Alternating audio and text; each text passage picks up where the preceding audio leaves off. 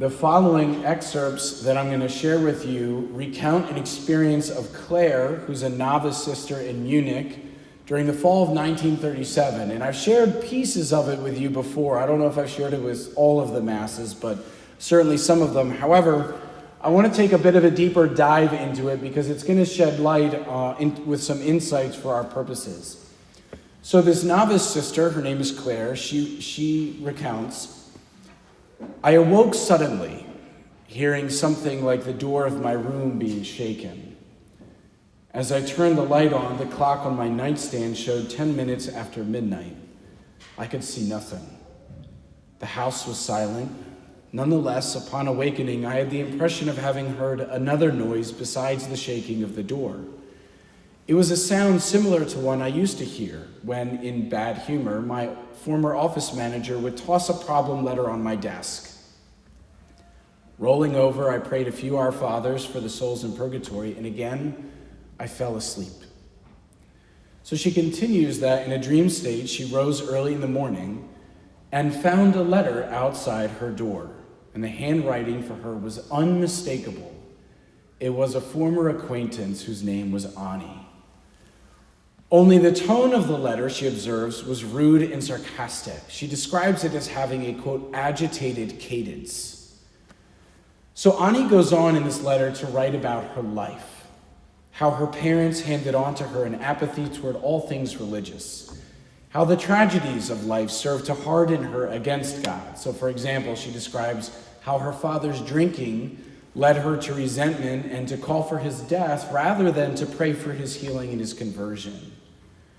She writes how she belittled the religiosity of others, or even at her own wedding, she participated in the sacraments of confession and Holy Communion, but not from faith, just out of mere formality. She writes how she resisted every impulse within her to pray, how she pushed back when Claire herself would admonish her for failing to attend Mass, because she was always ready with an excuse of why she couldn't make it. And, Annie says, when grace did come to her, when God attracted her powerfully to himself, when she desired him so badly at times she even wept.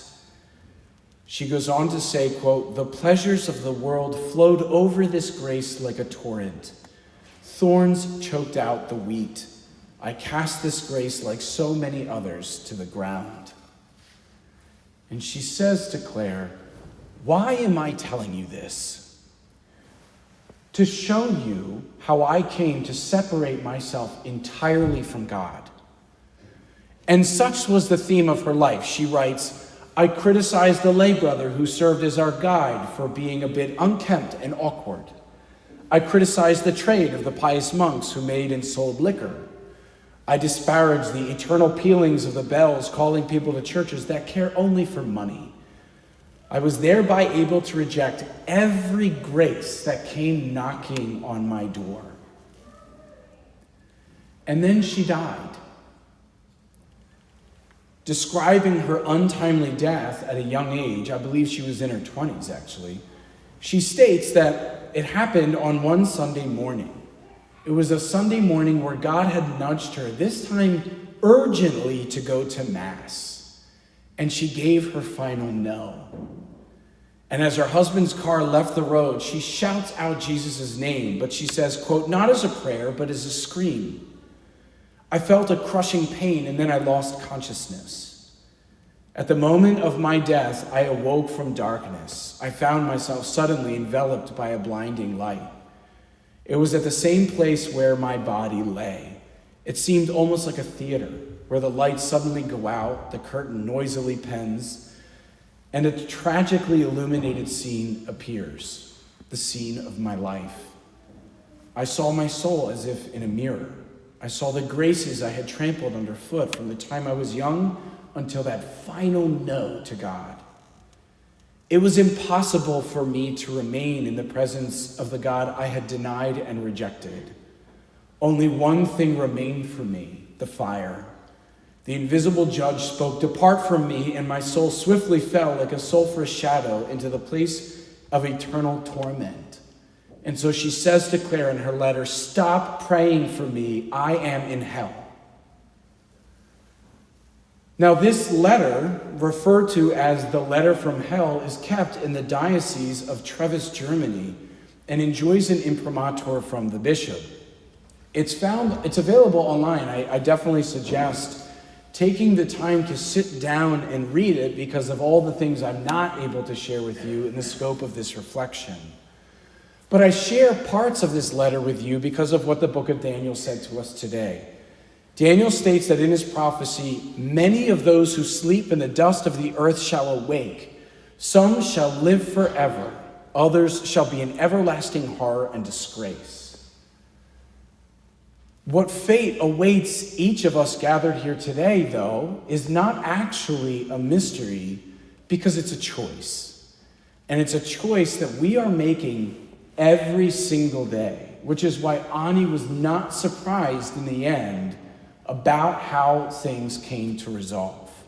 See, unlike the angels who possess their entire existence at the moment of their creation, and because of that, they make at the moment of their existence a choice for or against God, a choice that is singular and final. We, and our yes and no, is something that is cultivated over time through a multiplicity of big and little decisions.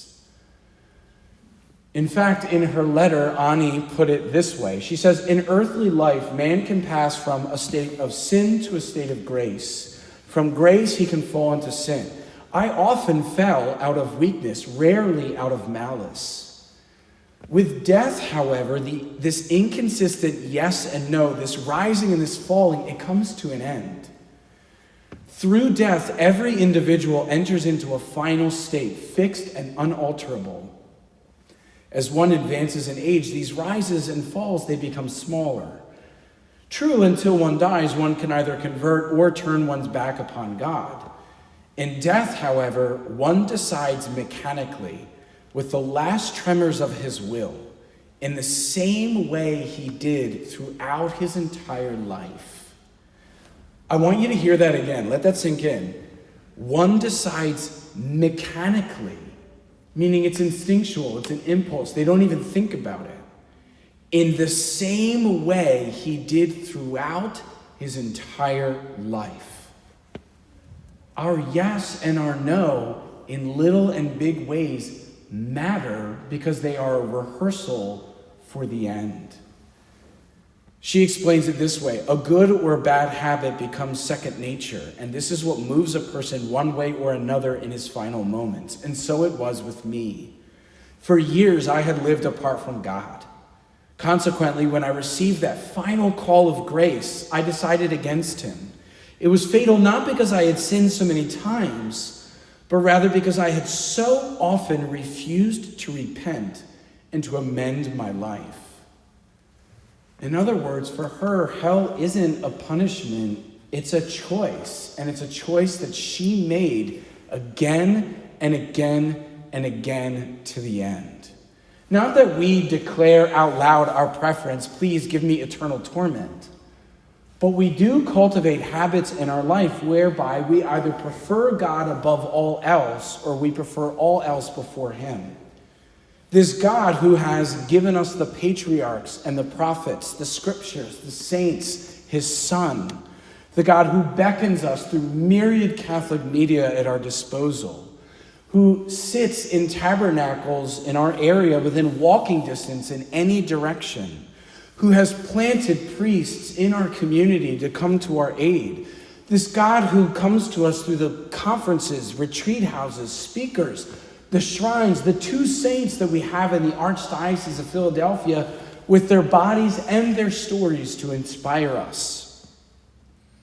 But when all of these are ignored, when they collect dust on shelves or put off again for one more evening with friends, one more Eagles game, child sporting event, hiking trip, vacation, or whatever, we are rehearsing our no to God. And that no settles into our bones. It orients our being and it comes to define us. But see, here's the contradiction, because we are Annunciation Parish, sons and daughters of Our Lady, who is in her bones nothing but yes to God, to his grace, and to his will for her life. And therefore, rather than being cast down like Ani, was raised up to the highest place in heaven and is eager to show us how to do the same. But we have to choose. The choice is yours.